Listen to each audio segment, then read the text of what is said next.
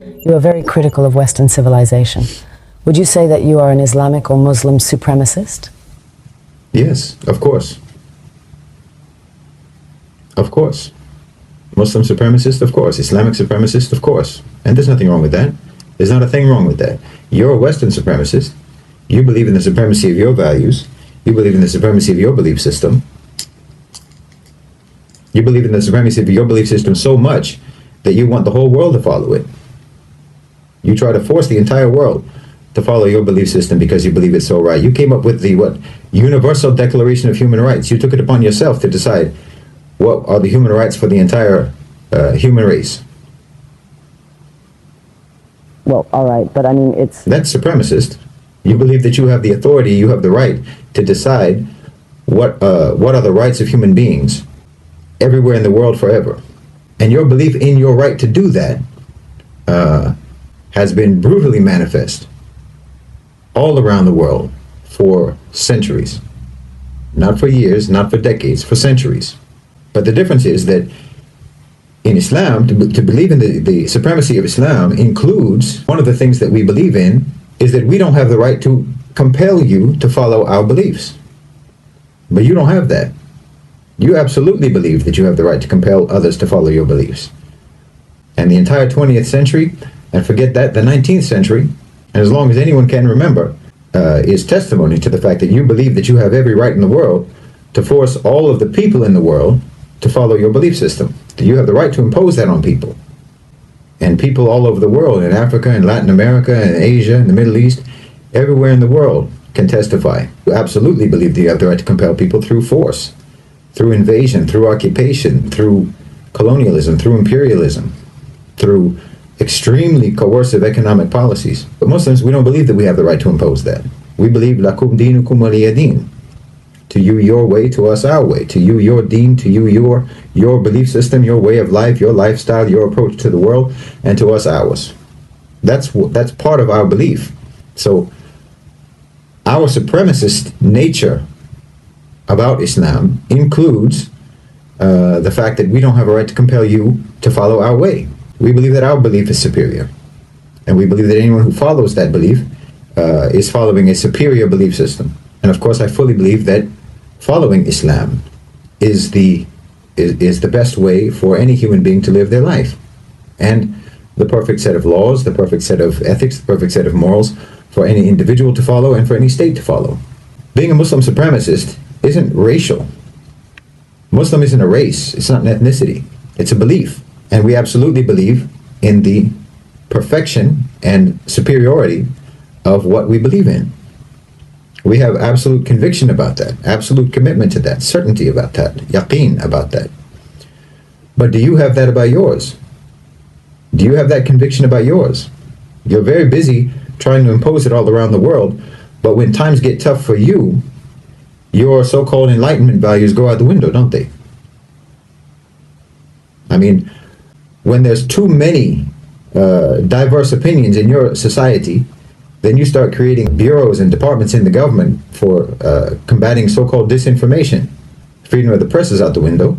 When times get tough, you ban protests. You arrest people for protesting. Freedom of assembly out the window. When your belief system becomes difficult to maintain, difficult to preserve, you throw it under the bus without hesitation. But that's not the case with Muslims. Muslims throughout imperialism, throughout colonialism, throughout the Crusades, throughout poverty, throughout war, throughout invasion, throughout occupation, have maintained their belief. Even without the Khilafah, even without the Islamic State, and even without the Islamic Empire, Muslim societies are still strong and committed to Islam. We're still committed to our belief system. Nothing can change that. Maybe we have failed states, but we don't have failed societies. We don't have failed cultures. Our governments may fall, but our people remain the same. Our people remain committed to the same values, to the same morals, to the same moral laws, regardless of whether there's a government over them to enforce that. But that's not the case with you. Even though you're trying to impose your value system all around the world, when things become difficult in your own societies, you abandon your principles, you abandon your values. They're insufficient for preserving the security and the stability and the tranquility of your societies. They're insufficient. They're inadequate for that. So that alone, along with many, many other things, that alone shows me the inferiority of your value system, the inferiority of your belief system, and the superiority of Islam. And your belief system, your enlightenment values, are extremely selectively applied in your society throughout your history. They apply to some people and not others. It's like in George Orwell's Animal Farm. Some people are more equal than others in your society. Your value system is not evenly applied. I mean, there's obvious examples everyone knows about. But just look at democracy, for example. You want democracy all around the world, supposedly. You say that you want democracy all around the world, so-called. But you don't even apply democracy. Let's just, for the sake of argument, let's pretend that you have a democratic system in the United States, and it's an actually healthy, functioning democratic system, which is obviously not the case. But let's just, for the sake of argument, pretend that it is. You don't believe that democracy is important, for example, in the private sector. You don't believe that businesses, that companies, that corporations should be democratic. Your belief in the supremacy of democracy does not extend to the private sector. Corporations don't have to be democratic, do they?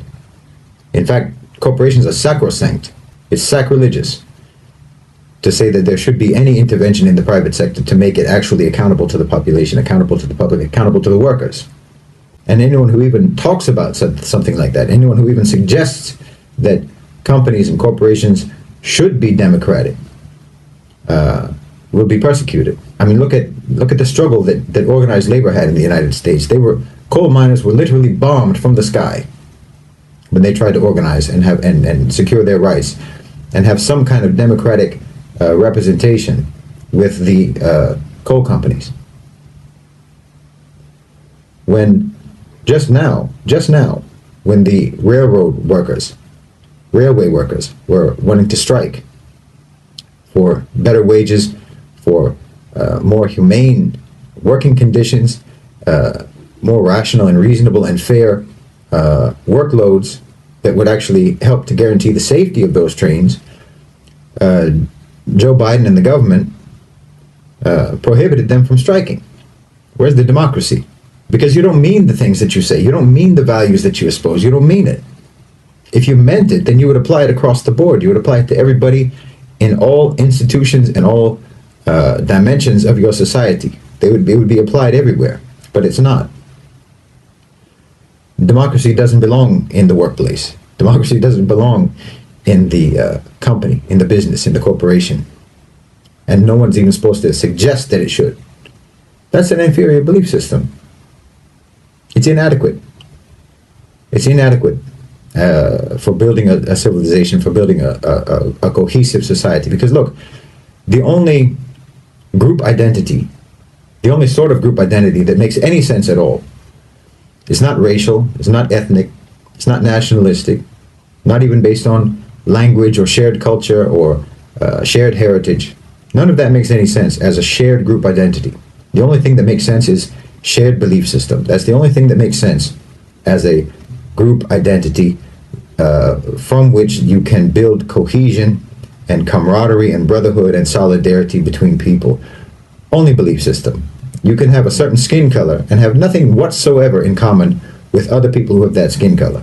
You can have the same language and certainly have nothing in common whatsoever with someone who speaks the same language. You can, I'm German Irish. What do I have to do with all of the other people in the world who are German Irish? Just because we're German Irish, we have nothing in common. And yet I have more in common with a Muslim from Mali, with a Muslim from Indonesia, with a Muslim from Morocco, with a Muslim from China, from Chechnya. I have more in common with them immediately, instantly, effortlessly. We have the same frame of reference. We have the same moral code. We have the same belief. We admire the same people. Our heroes are the same heroes. Our role model is the same role model. I have more in common with them than I have with someone whose belief system is different from mine, but who looks like me, or who speaks my language, or who comes from my country. That doesn't create solidarity, and there's no reason why it should.